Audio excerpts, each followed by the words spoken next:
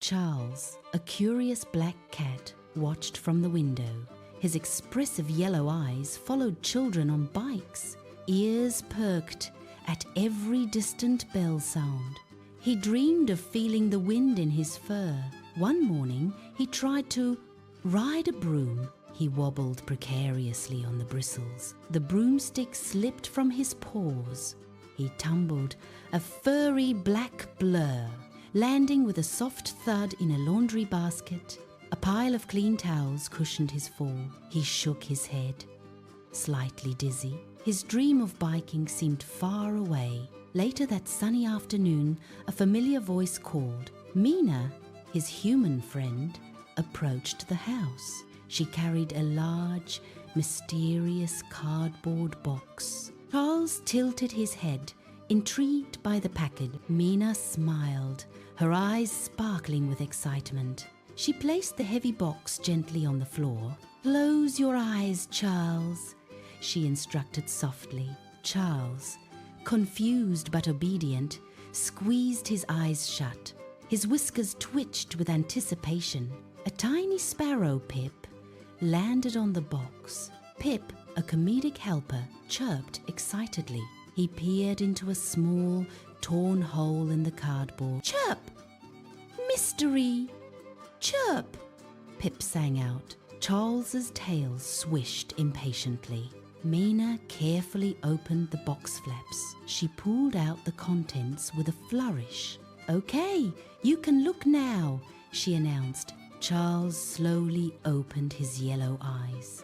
His gaze fell upon a small, shiny object. It was a bicycle, perfectly child-sized. But this bike was different, unique. It had a special basket in the front and tiny paw pedal attachments on the wheels. His eyes widened, reflecting the chrome. A tiny gasp escaped his throat. "It's for us, Charles," Mina exclaimed. "A buddy bike. We can ride together."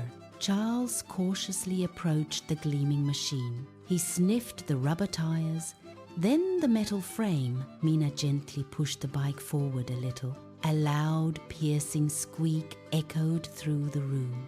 The sudden noise made Charles jump. His fur puffed up instantly, twice its size. He hissed, startled by the sound. Mina giggled, but quickly reassured him. "It's just a little squeak, Charles." He eyed the bike with newfound suspicion. The dream of wind now included a noisy companion. Pip flew around the bike, chirping a warning. Charles took a tentative step back, his ears flattened against his head. The shiny bike seemed less inviting now. Mina knelt beside him, stroking his fur. "We'll fix that squeak, I promise." Charles still looked wary, but intrigued. The adventure awaited. Squeak and all, he imagined himself in the basket. Wind blowing, a new chapter of exploration began. Charles's fur remained puffed, startled by the bike's loud squeak. His yellow eyes fixated on the shiny, noisy contraption. Mina knelt beside him, a gentle smile on her face. She understood his apprehension, his cautious nature. "It's okay, Charles," she whispered softly. She stroked his soft black fur, reassuring him. "We'll take it slow, one tiny roll at a time." Charles blinked, still wary.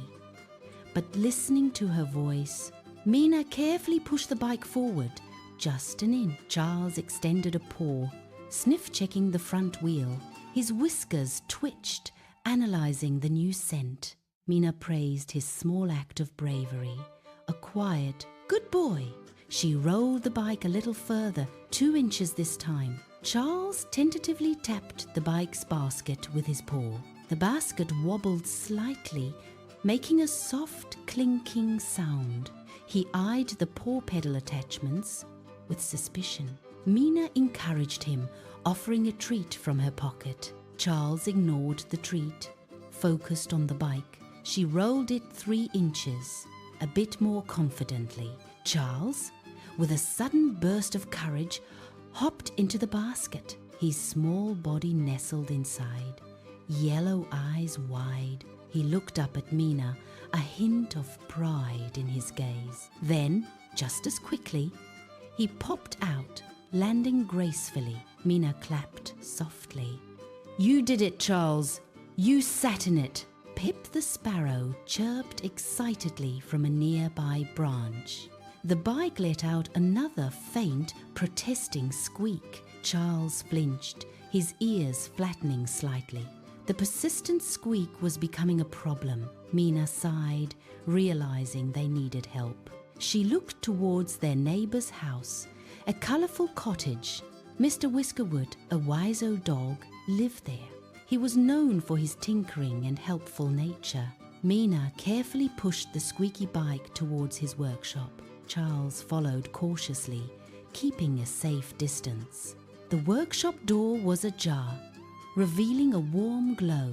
Sounds of gentle clanking and whirring emanated from within. Mina knocked softly on the wooden door frame. Mr. Whiskerwood emerged, tiny glasses perched on his nose. He wore a practical tool belt filled with various gadgets. A friendly smile spread across his whiskered face. His eyes twinkled with warmth and curiosity. "Well, hello there, Mina and Charles," he greeted. He noticed the bike and its telltale squeak. Charles hid slightly behind Mina's legs. Mr. Whiskerwood chuckled, a low, rumbling sound. "Ah, a squeak!" he declared, his voice kind. "Every squeak is just a wheel asking for kindness." He gestured them inside his tidy, colorful workshop. Tools hung neatly on pegboards, glinting in the light. He picked up a small oil can, a knowing look in his eyes. "Let's give this little wheel some kindness, shall we?" Charles watched, intrigued, from his safe spot. Mina smiled, relieved they found a solution. The adventure was still on, just with a small detour. Mr. Whiskerwood beckoned them closer to the workbench. He was ready to fix the bike's noisy problem. Soon, the buddy bike would be silent and smooth. Charles felt a flicker of excitement, overcoming his fear. Their shared journey was about to truly begin. A silent, smooth ride awaited them both.